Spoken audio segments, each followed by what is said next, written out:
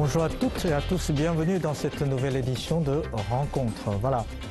Actuellement, les événements majeurs de la vie politique en Chine, c'est bien évidemment les deux sessions. La session de l'Assemblée nationale populaire et la session de conférence consultative de politique du peuple chinois. Voilà, on l'appelle les deux sessions. Alors, beaucoup de journalistes étrangers, observateurs occidentaux, même les philologues, les comparent avec les deux chambres occidentaux, la chambre haute, la chambre basse, comme le Congrès américain ou l'Assemblée nationale et le Sénat en France. Certainement, il y a des similitudes entre les deux, mais finalement, il y a aussi de sacrées différences. Prenons l'exemple de la conférence consultative. En fait, les membres de comité de cette conférence ne sont pas élus, donc ils ne sont pas des politiques professionnels. Ils sont sélectionnés et désignés de différents milieux sociaux de la Chine et ils ne votent pas non plus des lois, mais ils font des propositions. Alors, quelles sont les propositions que les membres de comité de cette conférence ont fait? Et sur quelle base, destinée à qui, pour quelles raisons, et surtout, quels seront les résultats de ces propositions? Nous allons regarder, je vous invite à regarder ce reportage qui nous explique de tout ça. Et puis, on va débattre avec mes deux invités sur la nature, le fonctionnement, etc. de ces deux sessions. Voici le reportage. Voici le sous-comité de réception des propositions de la CCPPC. Il recueille et catégorise les propositions des conseillers politiques pour assurer qu'elles soient traitées une fois approuvées par la CCPPC. Elles seront envoyées aux ministres et aux commissions pour implémentation. Jusqu'à maintenant, plus de 500 propositions ont été soumises, un nombre qui ne cesse de croître. Les propositions que nous avons reçues jusqu'à maintenant se focalisent sur le maintien de la stabilité économique tout en améliorant la croissance, en mettant en pratique les réformes économiques, politiques et sociales et en améliorant l'éducation et le niveau de vie. Parmi les propositions, plus de 450 proviennent des partis démocratiques et de la Fédération chinoise de l'industrie et du commerce. Le reste émane des membres de la CCPPC. Pendant des décennies, la Chine a essayé de lancer des campagnes d'incitation à la lecture, mais n'a pas eu beaucoup de succès. Alors cette fois, j'ai décidé de renforcer la construction sociale pour encourager la population à lire. J'ai décidé de proposer de permettre aux associations industrielles et aux chambres de commerce d'aider à promouvoir et à améliorer les entreprises. Cette année, les propositions doivent se présenter sous forme détaillée avec des idées concernant leur implémentation. Résultat, le nombre de propositions devrait tourner autour de celui de l'an dernier et même diminuer un peu. Qualité et pas quantité, tel est le nouveau mot d'ordre. Voilà. Alors, aujourd'hui, mes deux invités, d'abord Ting Yifan, vous êtes politologue et économiste, vous êtes le directeur de l'Institut du développement mondial du Conseil d'État. Et vous êtes professeur aussi, vous êtes l'auteur de plusieurs ouvrages sur l'économie, le dernier sur le système politique de la démocratie. Bonjour et bienvenue. Bonjour. Et Richard Hartz, vous êtes journaliste, correspondant du Parisien à Pékin, vous êtes spécialiste de la Chine, vous vous intéressez de la Chine depuis longtemps. Et aujourd'hui, c'est votre 6e année en Chine. Voilà. Merci d'avoir accepté notre invitation. Voilà. Ma première question est à vous deux. Comme dans l'introduction, j'ai un peu donné la réponse moi-même. Et en fait, c'est un peu... Quelle est la ressemblance entre les deux sessions de la Chine et les deux chambres dans des pays occidentaux? Est-ce qu'ils ont le même fonctionnement? Je vois là, il y a une sacrée différence, mais quelles sont ces différences Oui, enfin, je veux bien répondre.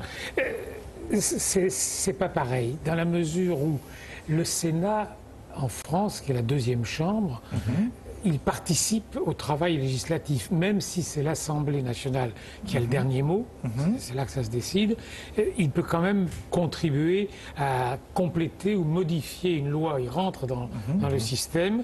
Et puis l'autre différence, c'est que dans l'Assemblée, comme au Sénat, il y a une majorité et une opposition. Tout ça, c'est pas pareil en Chine, évidemment. Ensuite, il y a un système, troisième différence, un système électoral. Il est direct pour l'Assemblée en France, il est indirect pour le Sénat. Pour le Sénat, c'est-à-dire que ce sont les membres des conseils municipaux, des conseils régionaux, les élus qui votent pour élire le Sénat. Tout ça, ça fait quand même de grosses différences avec ce qu'est la conférence consultative politique du peuple chinois. Qui ne sont pas élus, ils sont désignés, ils sont... Oui. Mais ils sont pas des professionnels non plus, hein. Ils sont des gens qui ont leur propre métier, donc ils se réunissent une fois par an, donc ils connaissent bien leur milieu. Je pense qu'avec des pouvoirs différents, s'il y avait une comparaison à faire avec le système français, c'est plutôt avec ce qu'on appelle le Conseil économique, social et environnemental. Là, mais qui n'a pas un pouvoir aussi important que le... Oui, mais en termes de composition, ça se ressemble un peu. Et alors, comment voyez-vous ces... En fait, oui, la conception du Parlement français est totalement différente de l'Assemblée nationale populaire en Chine. Moi, j'ai cherché à faire des ressemblances. Oui, il y a des similitudes. Similitudes, c'est que ce sont aussi des institutions législatives. C'est-à-dire, en Chine aussi, c'est l'Assemblée nationale populaire qui adopte des lois. Donc, c'est aussi le genre de Parlement. Le pouvoir législatif, ça c'est sûr. Contrairement au Sénat français, le Sénat français a été conçu comme une espèce de cadenas qui se garderait, il joue un rôle de garde-fou contre aussi les lois votées par l'Assemblée nationale. Donc pour des tas de raisons, pour des lois organiques, donc des lois importantes, il faut l'approbation du Sénat pour que la loi soit complètement approuvée. Donc le Sénat a été conçu comme un cadenas, tandis qu'en Chine, l'Assemblée nationale, la conférence consultative politique du peuple chinois n'a pas ce rôle, il n'a pas le rôle de veto contre les législations votées par l'Assemblée nationale populaire. Je dirais que c'est plutôt un rôle de réflexion. C'est ça, c'est complètement différent, mais périodiquement, la conférence consultative politique a joué des rôles différents. Parce que, au moment de la création de la République populaire, avant l'établissement de la avant la création de la Chine, République populaire, la forme de la conférence consultative politique existait. Donc c'est pour ça qu'on dit l'ancienne conférence consultative politique et la nouvelle conférence consultative politique.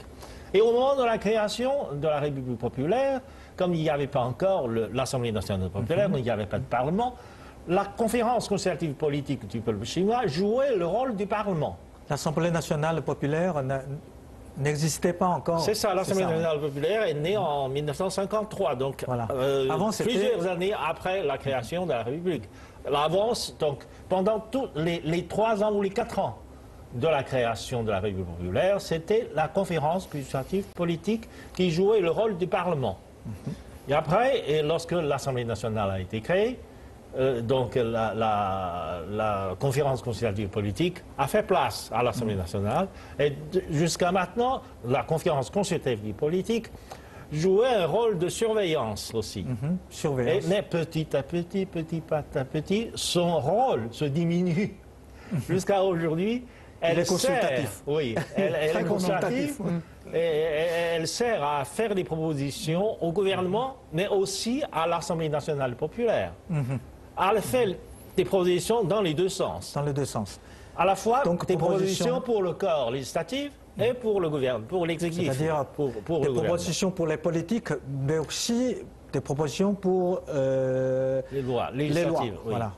Il faudrait voir lesquelles sont vraiment reprises par le gouvernement. Là aussi, c'est pour ça que la conférence consultative politique a un pouvoir plus important que le Conseil économique social de France, au sens où le gouvernement et l'Assemblée nationale populaire ont l'obligation de répondre aux propositions soumises par la conférence consultative politique. Mais ils ne rentrent pas dans le processus d'approbation. Donc ils ont peut-être plus de pouvoir de ce point de vue-là que le Conseil économique, social et environnemental, comme ça. Mais cette commission a moins de pouvoir que le Sénat en France, ou que la Chambre des Lords en Angleterre, ou que le Bundesrat en Allemagne, parce qu'ils sont aussi des deuxièmes chambres. C'est vraiment des chambres législatives qui entrent dans le processus. Là, ce n'est pas le cas. Il y a une autre différence, c'est qu'à l'Assemblée ou le Sénat français, on votait souvent les lois qui garantissent le bon fonctionnement de la société, tandis que la conférence consultative, c'est plutôt discuter des problèmes directement concernant le peuple. On dit les problèmes de la société. C'est vrai. Et il faut dire que la conférence consultative politique est plus près de la population, parce que de la vie quotidienne. De la vie quotidienne, elle se préoccupe de la vie quotidienne de la population. Donc elle fait des suggestions, elle fait des propositions pour essayer d'améliorer quelque chose de très concret. Oui. Parce que les membres ce matin, au moment de la session, de débat, etc. Vous avez été, hein? Oui, j'ai été ce matin à la session de la conférence consultative politique. J'ai ma carte. Voilà. Très bien. C'est pratique. Donc, il y a un délégué, il y a un membre de la conférence consultative politique qui a fait des suggestions concrètes sur ce qu'on appelle la mise en application de la politique de deuxième enfant. Souvent, la mère de deuxième enfant rencontre un genre de discrimination. Si la mère travaille, etc. Donc souvent, quand elle a un deuxième enfant, on lui dit rentrez à la maison, occupez-vous des enfants, etc. Il dit que c'est le genre de discrimination sociale, il faut que cela se stoppe. Et alors, c'est très intéressant. Quelle sera la suite de cette remarque? Donc, cette membre de la conférence consultative a fait des propositions pour essayer... Et alors, qu'est-ce qu'elles vont devenir, ces propositions? Ces propositions ont été faites au gouvernement. C'est le gouvernement de faire appliquer et de répondre. Après, il faut que le gouvernement aille expliquer devant la conférence consultative les effets de sa politique publique. Et de ce point de vue, la conférence consultative politique est quelquefois puissante. Parce selon que les sujets. les fonctionnaires du gouvernement sont responsables et doivent répondre quelquefois. Ben, en fait, la conférence consultative s'intéresse plutôt à des problèmes quotidiens des gens. C'est très différent parce que les journalistes étrangers s'intéressent plutôt, par exemple, au changement de dirigeants ou de ce genre de choses. Richard, vous êtes parmi les rares journalistes qui ont fait des articles sur cette conférence. Alors, selon vous, qu'en pensez-vous? Vous avez posé plusieurs questions à votre voisin. Quel est le résultat de ces propositions? Mais vous avez votre propre expérience. Vous avez suivi depuis un certain temps. Je pense, en fait, le système est fait de telle sorte que lorsqu'on est journaliste étranger, on s'intéresse beaucoup plus à l'Assemblée elle-même. Les décisions, elles sont quand même là. C'est évident que Parce qu'ils votent des lois, parce qu'ils votent le président de la République, parce qu'ils votent le gouvernement, changement de Et puis ils se réunissent pendant 15 jours. C'est très dense. C'est pas du tout... Là aussi, c'est une énorme différence avec les pays européens ou la France, mais même l'Amérique. Enfin, la session, elle dure... pendant au moins 10 mois. Et il y a des remarques constantes auxquelles le gouvernement doit répondre. Et il dépose des projets de loi qui sont discutés. Ça. Là, tout est concentré en peu de temps. Parce qu'ils ne sont pas des professionnels. Ce sont des députés non professionnels. Et ils ont leur propre métier. Il faut retourner travailler. Oui, pour la commission consultative, vous voulez dire? Non, pour l'Assemblée aussi. L'Assemblée aussi. En général, c'est quand même des gens qui sont dans la politique localement. En général. En général, vraiment. Ils sont politiques aussi, mais pas politiques uniquement pour députés. Oui, c'est vrai. Oui, voilà, mais ils sont dans l'action et ils sont très attentifs. Ils ont cette... Je crois que toutes les fois où j'ai pu approcher l'Assemblée chinoise en suivant une délégation de parlementaires français, j'ai vu que les députés, les dirigeants de l'Assemblée en Chine sont aussi présents que possible dans la région d'où ils viennent. Oui. Il faut qu'ils soient capables d'alerter les dirigeants, et notamment le gouvernement et le parti, quand quelque chose ne va pas. Oui. Et beaucoup de discussions pendant la session portent là-dessus. C'est à la fois le système d'information et d'alerte par les députés, et de l'autre côté, le gouvernement qui dit ce qu'il a décidé, qui explique pourquoi il a décidé telle et telle chose, afin que les délégués, qui sont à peu près 3000, quand ils rentrent chez eux, ils puissent l'expliquer, mais ça peut prendre du temps. Hein. C'est pas toujours... Donc ils jouent un pont entre le gouvernement et la population. Je crois que c'est le rôle essentiel en Chine du système législatif. Et Ding Yifan, vous venez de terminer votre livre sur le système politique de la démocratie occidentale. Alors, en comparaison justement avec le système politique et démocratique en Occident, quels sont les points forts, quels sont les points faibles de notre système législatif En fait, dans le système chinois est appelé la démocratie concertée, ou la démocratie de concertation ou de consultation. Il y a donc le processus de consultation, ce qu'on appelle la conférence consultative politique. Oui. C'est un genre de consultation. Et puis, bien sûr, le corps législatif, l'Assemblée nationale populaire, joue un peu le rôle de l'Assemblée nationale dans les pays de l'Occident, comme en France, etc. C'est un corps qui décide des lois. C'est un corps législatif qui décide des lois. Même si les lois sont votées par l'Assemblée nationale, mais c'est souvent l'exécutif qui fait le plus de propositions sur les lois. En France, c'est le cas. En Chine, c'est aussi le cas. C'est souvent le gouvernement dispose d'une branche en Chine, contrairement au gouvernement français, par exemple. En France, c'est le gouvernement lui-même qui fait les différents ministères, propose des lois, etc. En Chine, au cabinet, c'est-à-dire au Conseil des affaires d'État, donc au cabinet, il y a un bureau législatif. Et le bureau législatif sert à préparer les lois pour le compte du gouvernement, et ces projets de loi seront proposés à l'Assemblée nationale populaire.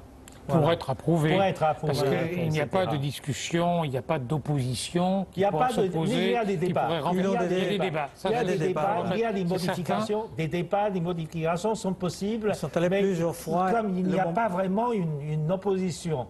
Donc, mais n'empêche, il faudrait signaler que tout de même, il y a eu des projets de loi qui n'ont pas été votés comme ça.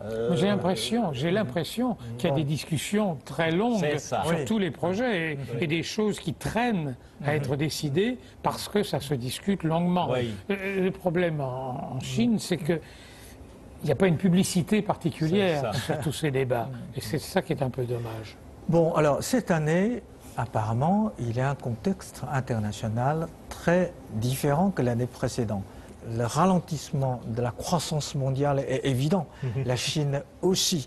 Alors, cette année, quelles sont les spécificités pour ces deux sessions 2016? Les politiques publiques ont été débattues au moment de ces deux sessions. Les réformes de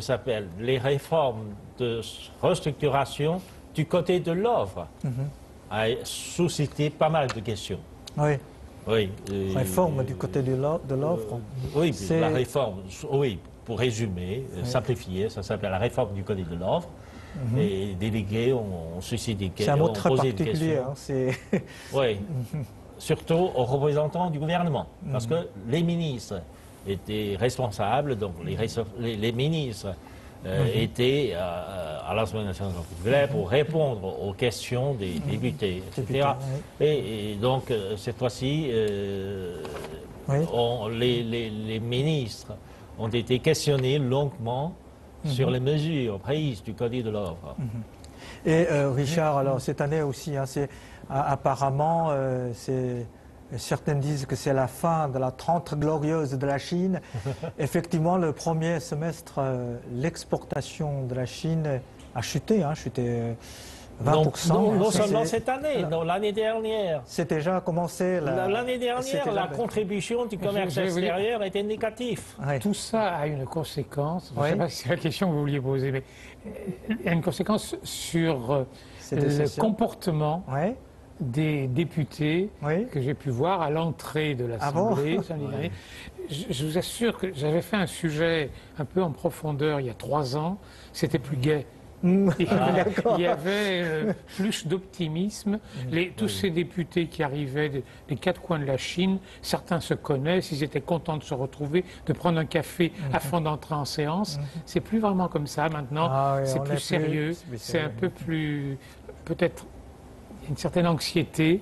On voit bien, même dans le discours du Premier ministre, qu'il faut maintenir une croissance qu'on a fixée entre 6,5 et 7%. Mais il le dit lui-même, ça ne va pas être facile. Donc voilà, l'état d'esprit a bougé. Je pense qu'on est en train de passer d'un système de croissance qui était relativement facile à un système où il va falloir faire attention à beaucoup plus de choses, corriger certains travers. Enfin, l'économie chinoise est en train de se modifier, c'est pas facile, et pour ça, ça donne une ambiance de sérieux plus affirmée. Oui, effectivement, selon le rapport du Premier ministre, on a beaucoup de choses à régler. Il y a même une population qui sous le seuil de pauvreté. Le nombre est impressionnant, 70 millions. C'est plus important que la population française. Et l'Institut, comment dit-on, le Modi a baissé un cran de la sûreté de la dette chinoise. Tout ça, comment répondre les 2 sessions? Comment les 2 sessions on peut faire des propositions pour répondre à toutes ces questions un peu plus sérieuses, comme Richard avait dit? En fait, l'agence de cotation Moody n'a pas complètement dégradé la performance des bons de trésor chinois. Non. Il a tout simplement mis, disons, les bons de trésor ou les dettes chinoises étaient qualifiées de 3A, mais avec ce qu'on appelle une normalisation positive. Maintenant, cette observation positive est devenue négative, mais ça reste toujours 3A, donc ça n'est pas tombé, ça n'a pas complètement dégradé. Mais seulement, Moody dit qu'il y a des risques que la perspective de croissance chinoise tourne de l'optimisme vers le pessimisme. Mais donc, en général, j'ai l'impression qu'en général, l'agence de notation Moody's donne toujours très mauvaises notes sur la Chine. C'est pas sûr, parce que, en fait, historiquement, les agences de cotation n'ont jamais prévu correctement les crises, par exemple. Ça commence bien. Ça commence bien. Ils n'ont rien dit sur les crises majeures. Oui. Je dois dire que quand on va un peu à l'Assemblée, il y a eu une déclaration du ministre de la Commission nationale du développement et de la réforme, M. Shu Shaoxi, qui qui répondait à tout ça, j'ai noté des phrases extrêmement intéressantes. Il dit « L'illusion de l'atterrissage brutal de l'économie chinoise ne pourrait se produire en aucune manière en Chine. » Donc il développait... il dit « Le gouvernement chinois va travailler à stimuler la consommation, car le marché de la consommation se développe rapidement avec l'émergence de nouveaux domaines tels que la consommation verte et l'information. » C'est-à-dire qu'il y a une espèce de volonté en Chine de dépasser ces alertes qu'il y a. Au fond, dans le reste du monde, soit la Chine se développe et on craint qu'elle se développe et que ça devienne un problème pour les autres pays,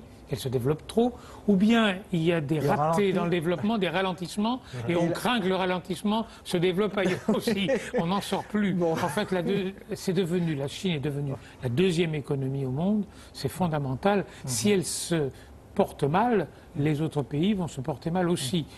Donc on tourne un petit peu en rond là-dedans, et j'ai l'impression que ce qu'il y a d'intéressant dans l'Assemblée cette année, c'est qu'on est en train de montrer, enfin les ministres qui viennent s'exprimer dans les différentes commissions sont en train d'expliquer qu'on passe d'une phase à une autre, une phase de développement plus facile à une phase plus difficile. Il va y avoir des modifications dans l'économie, et on les voit un petit peu dans ce qu'a dit le Premier ministre.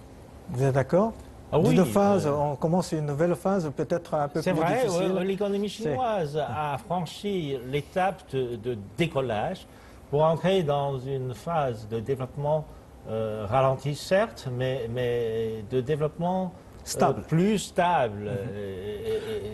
Mais ça veut dire que ça passera moins par le développement des exportations. J'ai l'impression que c'est l'économie interne chinoise qu'il va falloir bien relancer. J'ai l'impression.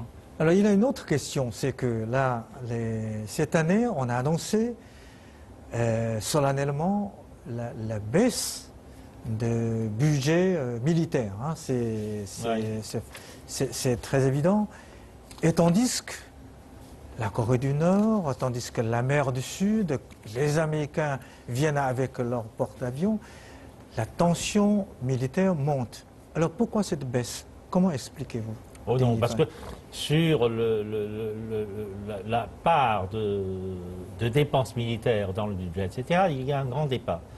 Parce que, oui, certains disent que, bien que proportionnellement, le pourcentage a baissé, mais comme l'État chinois a augmenté le déficit budgétaire, ce qui fait que le budget dans son ensemble a augmenté.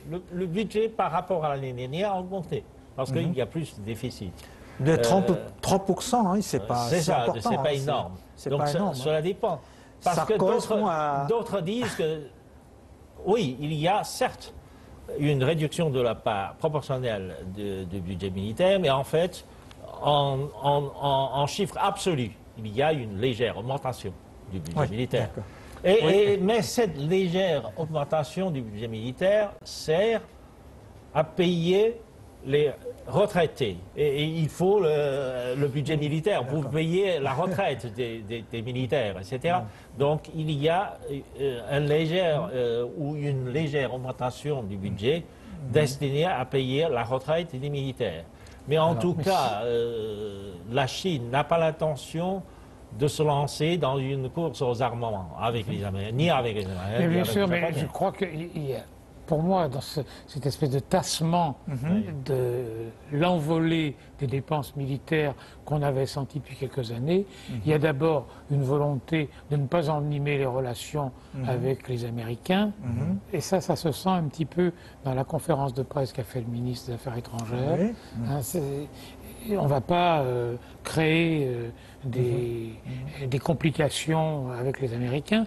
Et deuxièmement, on en parle depuis le début, en fait. Il y a un souci en Chine de faire des économies. Ce n'est pas le moment de faire des dépenses militaires considérables, parce que la priorité, elle va vers l'aménagement de l'économie chinoise, mieux l'encadrer.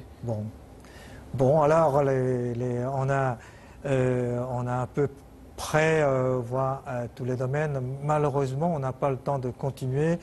J'ai encore beaucoup de questions à vous poser, mais le temps nous manque.